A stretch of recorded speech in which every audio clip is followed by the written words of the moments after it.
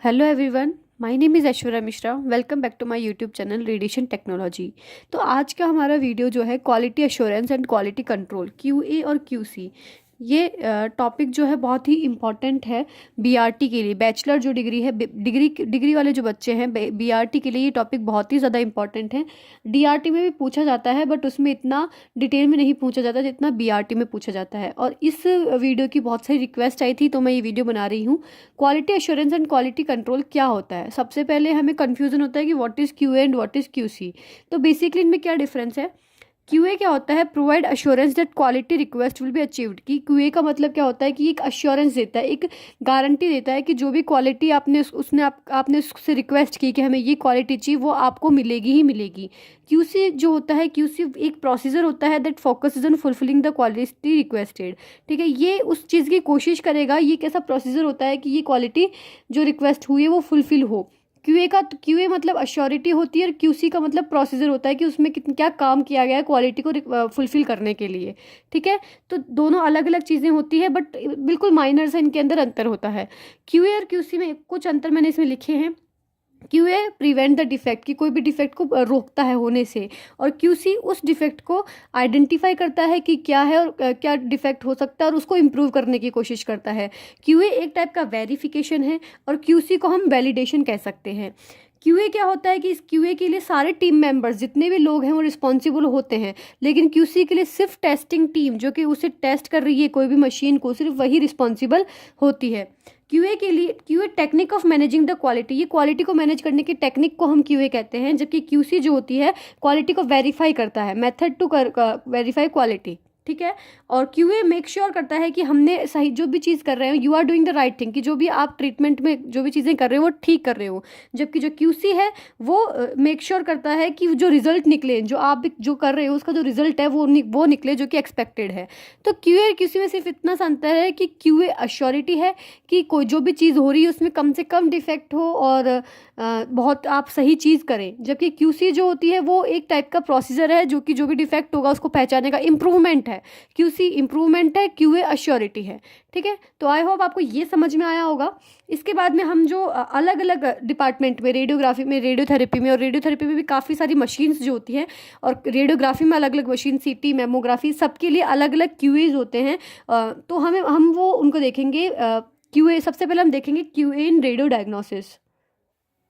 देखिए, सबसे हम पहले देखेंगे QA इन रेडियो डायग्नोसिस। मैं आपको पहले ये बता देती हूँ कि मैंने इसके अंदर कुछ पॉइंट्स में आपको समझाने की कोशिश की है, बिकॉज इट्स एग्जाम टाइम और बहुत सारे बच्चों को मैंने ये सब चीज़ें एक साथ लिखना पॉसिबल नहीं है। मैं इसके जो नोट्स हैं प्रॉपर, जो इसके मैं इसमें आपको सिर्फ एक्सप्लेन करूँगी, और जो प्रॉपर आपको इनके अंदर डिटेल्स चाहिए होगी वो मैं नोट्स मेरे टेलीग्राम चैनल पर प्रोवाइड कर दूँगी आपको। मेरे टेलीग्राम चैनल जो है उसका लिंक मैं मेरे डिस्क्रिप्शन में मेंशन कर दूँगी, आप वहाँ जाके ज्वाइन कर सकते हैं और वहाँ पे आपको QA और QC के पूरे नोट्स मिल जाएंगे। सबसे पहले जो QA इन रेडियो डायग्नोसिस होता है, तो सबसे पहले इसका एम क्या होता है? एम ये होगा रेडिएशन डोजेज पर अलारा। अलारा मतलब as low as reasonably achievable, मतलब जितना रीजनेबल होता है उतना ही आपको डोज देनी मिले। और एक्सीलेंट इमेज क्वालिटी, और जो आपको इमेज क्वालिटी मिल रही है वो भी अच्छी मिले, मतलब डोज भी कम से कम हो और इमेज क्वालिटी अच्छी से अच्छी हो। ठीक है, इसके लिए अब जो QA हो जो होता है, श्योरिटी जो होती है, हम डेली मतलब अलग अलग बेसिस पे कर सकते हैं। जैसे कोई डेली, वीकली, क्या क्या करना होता है हमें, daily, weekly, monthly, quarterly, semi annually और एनुअली, मतलब हर तरीके से अपने को बार बार अपने मशीन्स को ध्यान में रखना होता है और क्वालिटी को अश्योरिटी देने के लिए। जो डेली टास्क होता है तो उसमें आता है dark room cleaning. Dark room cleaning में आपको पता है कि उसको प्रॉपर डार्क रूम को क्लीन रखना चाहिए, उसकी जो फ्लोर है, उसका रूफ है, सब चीज़ें क्लीन होनी चाहिए, और जो उसकी बेंच है, ड्राई बेंच और वेट बेंच वगैरह, वो सब चीज़ों को क्लीन रखना चाहिए। ये डेली बेसिस पे होना चाहिए। सेकंड है प्रोसेसर क्वालिटी कंट्रोल, कि जो प्रोसेसर होता है फिल्म्स का उसको उसकी क्वालिटी को कंट्रोल करके रखना चाहिए, यानी जो उसमें केमिकल है उनकी कंसंट्रेशन का ध्यान रखना चाहिए और उनके टेम्परेचर का। टेम्परेचर में जैसा कि आपको पता है जो डेवलपर होता है उसका टेम्परेचर आपको ऑप्टिमम 35 डिग्री सेंटीग्रेड रखना चाहिए। फिक्सर के लिए आपको 30 से 31 डिग्री, और जो नॉर्मल वाटर होता है जिसमें आपको फिल्म को रिंस करना होता है यानी धोना होता है वो 31 डिग्री होना चाहिए। तो इतना टेम्परेचर है या नहीं उस चीज़ को चेक करके उस चीज़ को मेंटेन कर रहा है। इसके अलावा ये ध्यान में रखना है कि मर्क्यूरी थर्मामीटर यूज़ नहीं होना चाहिए। इसके अलावा डेंसिटोमीटर को यूज़ करना चाहिए ताकि हमें डेंसिटी मेज़र कर सके हम बार बार। इसके अलावा ये भी ध्यान में होना चाहिए कि प्रोसेसिंग टाइम और एक्सपोजर टाइम जो है एक ही दिन होना चाहिए, मतलब प्रोसेसिंग भी उसी जिस दिन एक्सपोजर हुआ है फिल्म का उसी दिन उसकी प्रोसेसिंग हो आपको इस चीज़ का भी ध्यान रखना चाहिए। तो ये जो टास्क होता है ये डेली बेसिस पे होना चाहिए, तो इसे कहते हैं हम डेली क्यूए इन रेडियो डायग्नोसिस। नेक्स्ट जो आता है वीकली टास्क, यानी वीकली क्या क्या क्यूए होना चाहिए। सबसे पहले स्क्रीन क्लीनर्स, जो इंटेंसिफाइंग स्क्रीन है उनका अच्छे से इवोल्यूशन होना चाहिए। उनमें देखना चाहिए कि किसी भी टाइप की कोई आर्टिफैक्ट तो उसके ऊपर नहीं हो रहा है, कोई स्क्रीन में कुछ ना कुछ स्क्रैच वगैरह तो नहीं आ गया। नहीं, अगर वो स्क्रैच आ जाएगा तो हमें आर्टिफैक्ट दिखाई देगा। तो आपको सबसे पहले इंटेंसिफाइंग स्क्रीन का इवोल्यूशन होना चाहिए वीकली।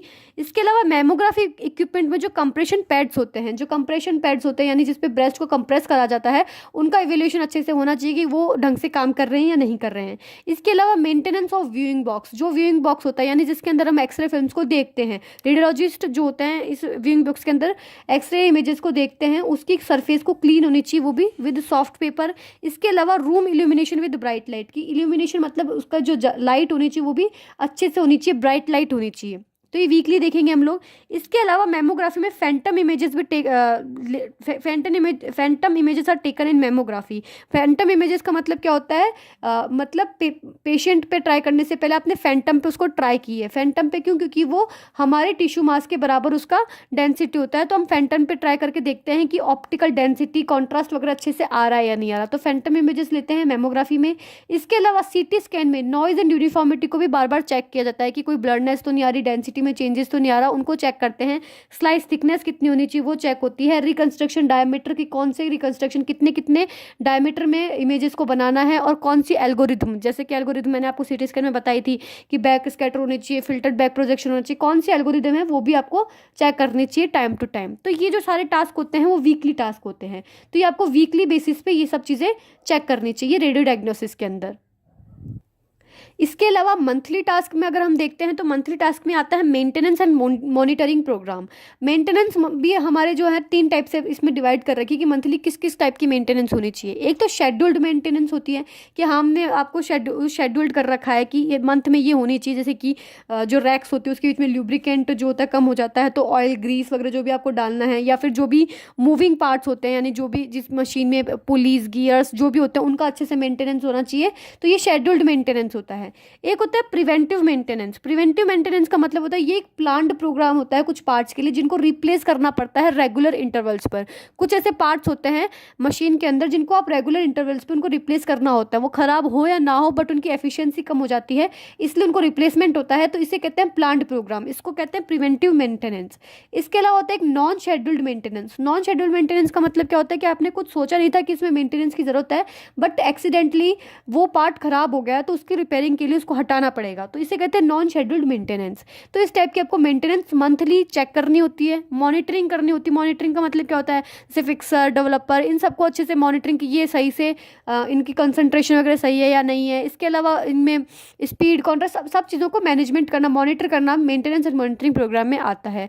इसके अलावा सीटी स्कैन के अंदर काउच इंक्रीमेंटेशन यानी काउच की जो भी उसकी काउच की स्पीड है या काउच का मूवमेंट सही से हो रहा है या नहीं हो रहा है, ये सब चीज़ें भी आपको मंथली चेक करनी होती है। काउच मूवमेंट में अगर एरर आता है तो वो एरर ज़्यादा से ज़्यादा ±2 mm तक का होना चाहिए। ठीक है, ये सब चीज़ें मेरे नोट्स में डिटेल में लिखी हुई है, वो नोट्स मैं आपको भेज दूंगी टेलीग्राम पे। ये सिर्फ मैंने आपको एक्सप्लेन करने के लिए बता रखा है। तो ये होता है मंथली टास्क।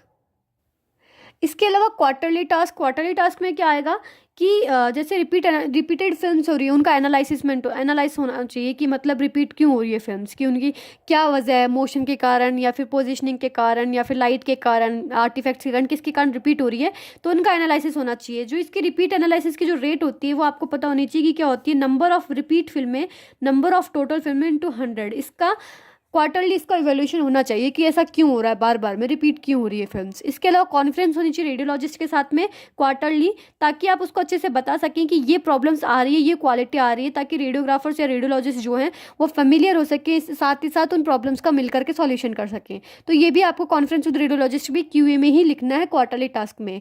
इसके अलावा analysis of fixer retention in film, कि आपको पता है कि फिक्सर में डालने के बाद में फिल्म को वाटर से रिंस करना होता है ताकि फिक्सर का रिटेंशन ना रहे, बट कभी कभी अधिकतर बार फिक्सर का रेजिडुअल मतलब फिक्सर का रिटेंशन रह जाता है फिल्म के ऊपर, तो वो भी एनालिसिस करना पड़ता है कि क्यों रह रहा है और कितने अमाउंट में रह रहा है। ठीक है, तो ये सब चीज़ें जो होती है क्वार्टरली हमको चेक करनी होती है रेडियो डायग्नोसिस के अंदर, तो इसे कहते हैं हम क्वार्टरली क्यूए। इसके अलावा सेमी एन्युलर टास्क, यानी 6 महीने में आपको क्या क्या करना होता है, इसमें मैंने अलग अलग बनाया डायग्नोसिस में। जैसे सीटी स्कैन में आपको क्या करना पड़ेगा, spatial regulation spatial resolution check करना होता है कि कोई भी दो सब्जेक्ट दो भी कोई भी ऑब्जेक्ट हो पास पास में तो किस टाइप से डिस्टिंग्विश होंगे। कॉन्ट्रास्ट रिजोल्यूशन देखना होता है। इसके अलावा स्लाइस थिकनेस को मेंटेन करके रखना होता है कि कितनी स्लाइस आपको लेनी है पर पार्ट वाइज की, चेस्ट में कितनी है, एब्डोमेन में कितनी है, स्लाइस थिकनेस को मेंटेन करके रखना होता है। ठीक है। इसके अलावा लीनियरिटी में मतलब कि लीनियरिटी का मतलब क्या होता है कि किसी भी दो सब्जेक्ट के बीच में उनकी लीनियर रिलेशनशिप कि अगर ये एक्स बढ़ रहा है तो वाई भी लीनियरली बढ़ेगा, तो इसे कहते हैं लीनियरिटी। तो ये लीनियरिटी किस में देखते हैं अपन, सीटी नंबर में और डेंसिटी में। सीटी नंबर मतलब हॉन्सफील्ड यूनिट, और डेंसिटी में कि जैसे जैसे डेंसिटी बढ़ रही है वैसे ही एच यूनिट है या नहीं, तो इसकी लीनियरिटी को भी अपन को चेक करना होता है। इसके अलावा लेजर लोकलाइजर, कि आपको पता है सीटी स्कैन में आपको लेजर से आपको पोजिशनिंग करनी पड़ती है, तो वो जो लेजर लाइट्स हैं वो उनका ढंग से लोकलाइज्ड भी है या नहीं है, ये भी आपको उसको चेक करना होता है, और नहीं है तो उसको सही से चेक लगवाना होता है। इसके अलावा पेशेंट डोज, कि जितनी पहली बात तो कोई सीटी स्कैन के लिए कोई भी रिकमेंडेड डोज नहीं होती कि आपको इतनी ही डोज देनी है, बट फिर भी आपको उस चीज़ को मेंटेन करके रखना होता है कि जो सब्सिक्वेंट है, यानी दो एक साथ, जैसे एक का भी चेस्ट है दूसरे का भी चेस्ट है, तो इतना अंतर भी नहीं आना चाहिए, मतलब 10 ग्रे से 10 रेडिएशन 10 रेड से भी ज़्यादा का अंतर नहीं आना चाहिए, 10% से भी। तो उस पेशेंट डोज को भी आपको मेंटेन करके रखना पड़ता है। जैसे हमें पता है कि मल्टी स्लाइस सीटी स्कैन है तो उसमें ज़्यादा होगी, तो वी अंडरस्टैंड, बट ऐसा नहीं है कि मल्टी स्लाइस सीटी स्कैन में एक की जा रही है 500 रॉन्जन और एक की जा रही है 100 रॉन्जन, इतना डिफरेंस भी नहीं आना चाहिए। तो ये कहने का मतलब है कि पेशेंट डोज को भी रेगुलेट करके रखना पड़ता है। तो ये सब चीज़ें आप सीटी स्कैन में करोगे एंड हर 6 महीने में ये चेक करनी होती है। और अगर ऐसा हो रहा है पेशेंट डोज का, तो आपको उसको वापस देखना होता है कि किस कारण ऐसा हो रहा है।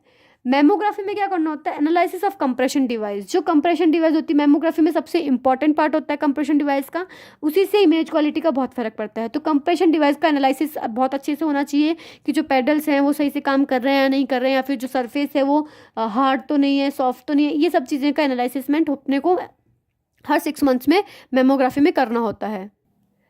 अब जो नेक्स्ट फ्लोरोस्कोपी में हमें सेमी एनुअली क्या करना पड़ता है कि एक्सपोजर रेट चेक। जो एक्सपोजर रेट है, यानी कि पर मिनट एक्सपोजर कितना लग रहा है उसको मेंटेन करके रखना होता है, उसको बार बार में चेक करना पड़ता है। जैसे कि एडल्ट के लिए अगर हम देखें तो 3 से 5 रॉन्जन पर मिनट की ही रेट होनी चाहिए, एक्सपोजर रेट होनी चाहिए फ्लोरोस्कोपी में। तो आप ये इतनी है या नहीं, अगर है नहीं तो किस कारण नहीं है, तो ये सब चीज़ों को मेंटेन करना पड़ता है। इसके अलावा होता है evaluation of spot film exposure. जो स्पॉट फिल्म्स होती हैं उनका इवेल्यूशन करना होता है। स्पॉट फिल्म्स 2 टाइप की होती है, कैसेट स्पॉट फिल्म, फोटो फ्लोरो। मेनली हम फोटो फ्लोरो यूज़ करते हैं आजकल, बट इन सब चीज़ों का इवेल्यूशन करना होता है क्योंकि ये सब चीज़ें डिपेंड करेगी किसके ऊपर, केवीपी, एमए पे और इनके कॉम्बिनेशन पे, स्क्रीन फिल्म कॉम्बिनेशन पे। तो इन चीज़ का इवेल्यूशन करना होता है कि इस पर कैसा एक्सपोजर लग रहा है और हर फिल्म पे एक्सपोज करने के बाद में क्या रिजल्ट निकल रहा है। ठीक है। इसके अलावा evaluation of automatic exposure system. जो ऑटोमेटिक एक्सपोजर सिस्टम होता है उसका भी इवेल्यूशन करना होता है। ठीक है। फ्लोरोस्कोपी में ये सब चीज़ें करनी होगी सेमी एनुअली। इसके अलावा रेडियोग्राफी, जो जनरल रेडियोग्राफी है उसके अंदर एक्यूरेट कॉल्यूमेशन हमें मिल रहा है या नहीं मिल रहा, यानी जितना विजुअल फील्ड है उतना ही एक्सरे निकल रही है या फिर उससे ज़्यादा उसमें उसके ज़्यादा फील्ड में आ रही है या फिर उससे कम में आ रही है, तो कॉल्यूमेशन को एक्यूरेट है या नहीं है उसको देखना पड़ता है। इसके अलावा जो डार्क रूम है उसके अंदर प्रॉपर इल्यूमिनेशन, प्रॉपर लाइट है या नहीं है, जो सेफ लाइट है वो सही है या नहीं, जो रेड लाइट होती है उसमें सेफ लाइट सही होनी चाहिए। ठीक है। ये सब चीज़ों का आपको चेक करना होता है। इसके अलावा evolution of screen film combination. Screen film combination का भी आपको अच्छे से ध्यान में रखना पड़ता है कि सही से कांटेक्ट में भी है या नहीं है। कई बार कांटेक्ट में नहीं होती है तो क्वालिटी ख़राब होती है, आर्टिफैक्ट्स आते हैं, तो ये सब चीज़ें आपको सेमी एनुअली वापस चेक करनी होती है। और अब आता है एनुअली टास्क। एनुअली क्यूए में क्या क्या होगा कि मतलब साल में आपको क्या करना पड़ता है कि एक तो सबसे पहले फिल्ट्रेशन चेक, मतलब एक्सरे सबसे ज़्यादा इंपॉर्टेंट कैरेक्टरिस्टिक होता है पेशेंट प्रोटेक्शन के लिए फिल्ट्रेशन की, सॉफ्ट एनर्जीज निकल जाए और मतलब जो लो एनर्जी वो निकल जाए, हाई एनर्जी जाए, जिससे कि हमें डोज भी अच्छे से मिले, तो उसका चेक करना होता है। मिनिमम 2.5 mm एल्यूमिनियम होता है ये एक्सरेज के अंदर। ठीक है। तो आपको फिल्ट्रेशन चेक करना होता है। इसके अलावा फोकल स्पॉट का साइज़ का मेजरमेंट करना होता है, क्योंकि focal spot direct size proportional होती है स्पेशियल रेजोल्यूशन के। तो आपको अगर रिजोल्यूशन अच्छा चाहिए तो आपको फोकल स्पॉट की साइज को मेंटेन करके रखना होता है। अपन फोकल स्पॉट की साइज बहुत सारे इंस्ट्रूमेंट से निकाल सकते हैं, जैसे pinhole camera, star pattern, slit camera, इन सब से निकाल सकते हैं। तो उनके थ्रू अपने को ध्यान में रखना होता है कि फोकल स्पॉट की साइज क्या होती है। इसके अलावा केवीपी को कैलिब्रेट करना चाहिए, केवीपी कैलिब्रेशन अच्छे से होना चाहिए कि प्रॉपर केवीपी भी निकल पा रहा है या नहीं निकल पा रहा है, या फिर ज़्यादा डिफरेंस तो नहीं हो रहा है। ये सब चीज़ें इंडिकेटेड केवीपी, जो आप केवीपी दे रहे हो उतना ही केवीपी मिल रहा है कि नहीं मिल रहा है, ये सब चीज़ें देखनी होती है। और इसमें भी जो एरर होता है वो मोस्टली 3% तक ही होना चाहिए, इससे ज़्यादा नहीं होना चाहिए। एक्सपोजर टाइम एक्यूरेसी कि जो भी एक्सपोजर टाइम जो होता है वो रेडियोग्राफिक कंसोल का सबसे इंपॉर्टेंट पार्ट होता है। तो ये जो एक्सपोजर टाइम है वो भी सही टाइम से सही मिल पा रहा है या नहीं मिल पा रहा है, तो ये सब चीज़ों की एक्यूरेसी अपने को देखनी होती है कि एक्यूरेट है या नहीं एक्सपोजर टाइम। और ये आपको पता है कि बहुत सारी चीज़ों से फोटो टाइमर, इलेक्ट्रिकल टाइमर, इनसे मेंटेन होता है, तो उन चीज़ों में आपको देखना होगा। एक्सपोजर लीनियरिटी कि जो एमए है और जो सेकंड है, यानी जो करंट है और जो टाइम है, उसकी लीनियरिटी बैठ रही है या नहीं बैठ रही, उस चीज़ को देखना होगा। इसके अलावा एक्सपोजर रिप्रोड्यूसिबिलिटी कि मतलब केवीपी, एमए एंड एमएस, इन तीनों के कॉम्बिनेशन से जो एक्सपोजर लास्ट में निकल के आ रहा है उसकी रिप्रोड्यूसिबिलिटी कितनी है, मतलब वो परफेक्ट डोज दे पा रहा है या नहीं दे पा रहा है, उस चीज़ को अपन चेक करते हैं। ये कैसे चेक कर सकते हैं, ये इसका भी बहुत इसकी भी बहुत दो तरीके से अपन इसको चेक कर सकते हो कि इसके अंदर 3 एक्सपोजर्स लो सेम टेक्निक फैक्टर्स पे और उनको देखो कि उनमें कितना अंतर आ रहा है, ठीक है। इसके अलावा अपन ये भी कर सकते हैं कि हमने टेक्निक फैक्टर्स का कॉम्बिनेशन बनाया और 10 एक्सपोजर सीरीज वाइज उसको करते गए तो उसमें देखने को मिल सकता है। तो इसमें क्या होता है कि आप एक्सपोजर रिप्रोड्यूसिबिलिटी देख सकते हो। मैं आपको वापस से रिमाइंड करवा रही हूँ कि इसकी प्रॉपर जो नोट्स होंगे, कि मतलब आपको ये नहीं है जैसे कि अगर शॉर्ट नोट आता है क्यूए इन रेडियोग्राफी में तो आप ये पॉइंट्स लिख के आ जाओगे, इनफ है, मोर देन इनफ है 5 नंबर में। बट आपको अगर क्यूए इन रेडियोग्राफी आ गया और वो 15 या 20 नंबर का है तो आपको इसके अंदर कुछ ना कुछ लिखना होगा। तो इसके अंदर के जो पॉइंट्स हैं वो मैं आपको प्रॉपर, जो इसके नोट्स हैं वो बहुत ज़्यादा लेंथी हैं, वो मैं टेलीग्राम चैनल पे आपको भेज दूंगी। ये जो नोट्स हैं ये अलग से हैं और वो अलग से हैं, ठीक है। तो जब आपके 5 नंबर का आएगा तो आप सिर्फ पॉइंट्स लिख सकते हो, तो इस बार इसलिए मैंने पॉइंट्स वाइज समझाने की कोशिश की है। इसके अलावा होता है चेकिंग ऑफ प्रोटेक्टिव अपैरल्स। जो प्रोटेक्टिव अपैरल्स होते हैं, lead glass, gonad shields, lead apron, lead gloves, इन सब को चेक करना होता है एनुअली कम से कम, कि इनके अंदर जैसे लेड शील्ड, लेड एप्रेन है उसके अंदर कोई छेद तो नहीं है, या फिर इस टाइप से अगर उसमें टीयर कुछ कोई चीज़ फटी हुई तो नहीं है, या फिर कोई चीज़ का होल तो नहीं है, वो सब चीज़ें अपने को देखनी होती, चेकिंग करनी होती है प्रोटेक्टिव अपैरल्स की।